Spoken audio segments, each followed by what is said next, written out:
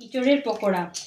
আমরা তো অনেক রকম পকোড়া খেয়েছি, চিকেন পকোড়া, পেঁয়াজ পকোড়া, আলু পকোড়া। আজ আমি বানাবো চিকেন কি বলে এটা, ইঁচড়ের পকোড়া। তো ইঁচড়টা তো আমি কাটা দেখাতে ভুলে গেছি, আমি তো আগেই কেটে নিয়েছি। তো ইঁচড় কাটতে গেলে আপনারা হাতে সর্ষের তেল, কেরোসিন তেল নয়, কেরোসিন তেল, পেট্রোল এসব হাতে লাগিয়ে ইঁচড় কাটবেন না।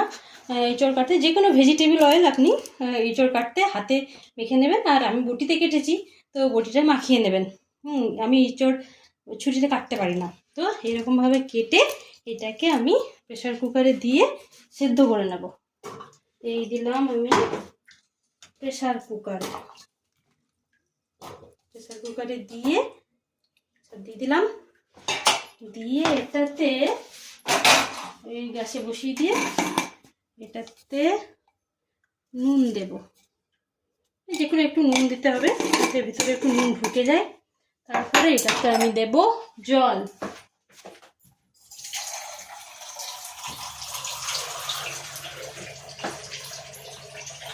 জল দেবেন মোটামুটি ইঁচড়গুলো আধডোবা হবে সেরকম জল দেবেন।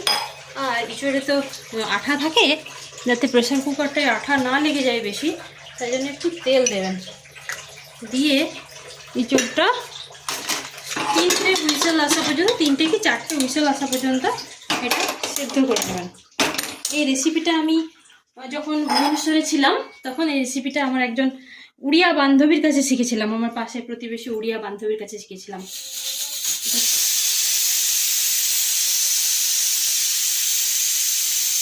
এই একটা হুইসেল পড়লো,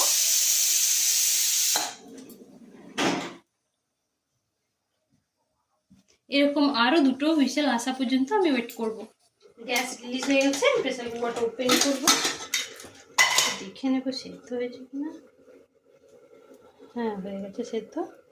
এরপরে এটা জলটা আমি ফেলে দেবো।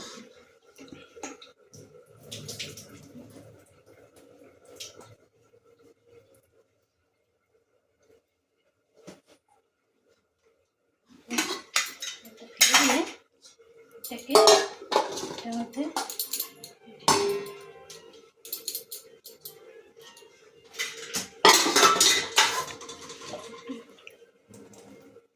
এটাতে মোটামুটি 250 থেকে 300 মতন ইঁচড় হবে। তো সেটাতে আমি পরিমাণ মতো নুন আর 1 টেবিল স্পুন আদা রসুনকে থেতো করে দিয়েছি। এবার বাচ্চা ছেলে খাবে বলে আমি কাঁচা লঙ্কা দিলাম না, নাহলে আপনি আপনাদের স্বাদ অনুযায়ী যেমন ঝাল খান সেরকম লঙ্কা থেতো করে দিয়ে দেবেন। এবার একটুখানি ধনে গুঁড়ো,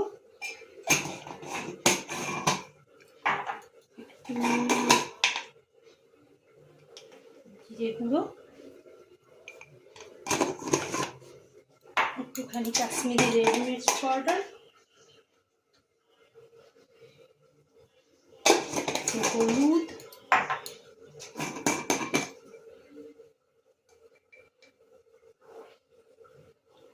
গুঁড়ো, আর দিতে হবে একটু গরম মশলা।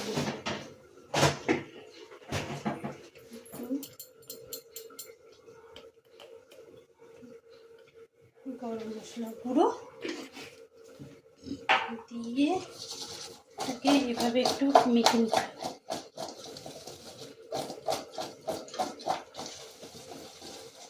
এরপরে এতে দিতে হবে বেসন,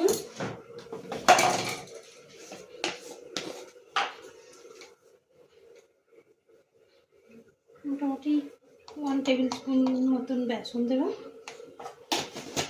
আর দিতে হবে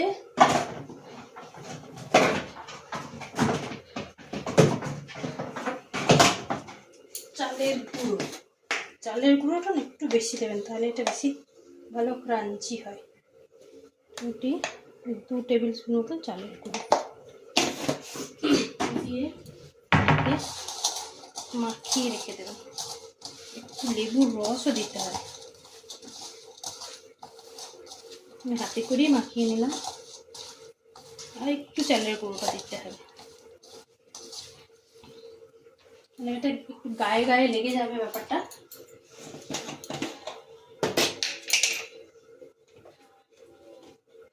আরেক টেবিল স্পুন আমি দিয়ে দিলাম চালের গুঁড়ো।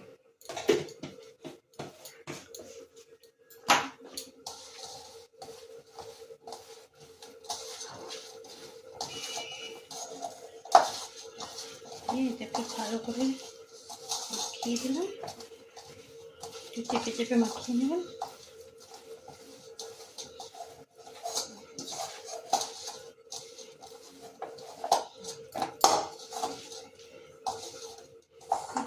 এই পরিমাণ একটু লেবুর রসটা একটু দিয়ে দেবেন, দিয়ে এটা ম্যারিনেট করে মোটামুটি 15-20 মিনিট রেখে এটা করে তেলে ফ্রাই করে নিলেই রেডি আপনাদের ইঁচড়ের পকোড়া। হ্যাঁ, 15 মিনিট মতো ম্যারিনেট করা হয়ে গেছে, ওটা রাখা হয়ে গেছে। এরপরে এটা সাদা তেল দিয়ে এটা ভেজে নেব, ডিপ ফ্রাই করতে হবে। এটা তেলটা যখন গরম হবে, এটা আমি রাইস ব্র্যান অয়েল ইউজ করেছি, আপনারা চাইলে সানফ্লাওয়ার অয়েলও ইউজ করতে পারেন।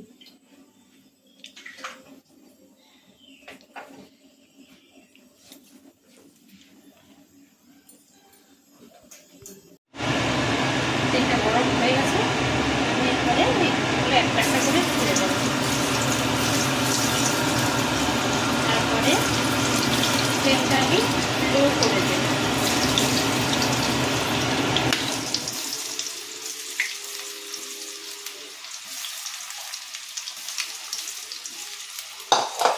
ফ্লেমটা একটু লো করে দেবো, তাহলে এবারে ধিমে আছে ওটা ভাজা হয়ে যাবে।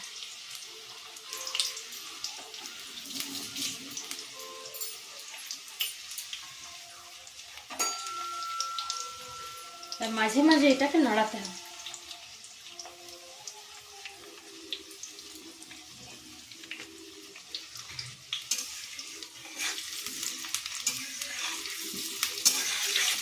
মোটামুটি 1 মিনিট পর পর এটাকে নাড়াতে হবে।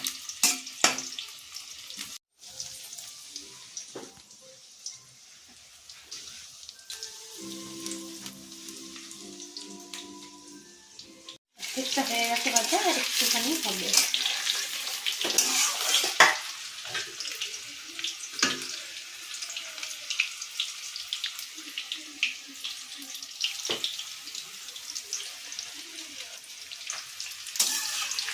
এটা গরম ভাতের সাথে ডাল দিয়ে মিশিয়ে খেতে খুব ভালো লাগে।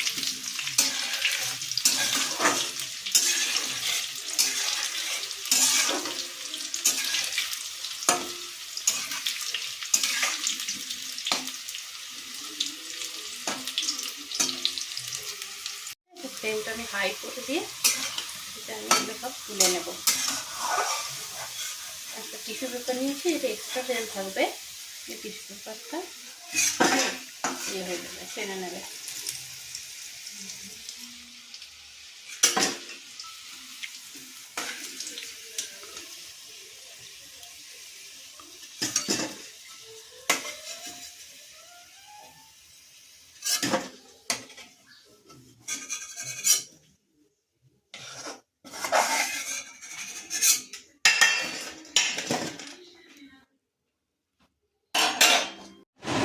পরের ব্যাচটাও আমি এটাকে দিয়ে দিয়েছি, আপনারাও এইভাবে দিয়ে দেবেন। আর এইভাবে ক্রাঞ্চি, দেখুন কি ক্রাঞ্চি, আমি বুঝতে পারছি না আপনাদের বুঝাতে পারছি কিনা কতটা ক্রাঞ্চি।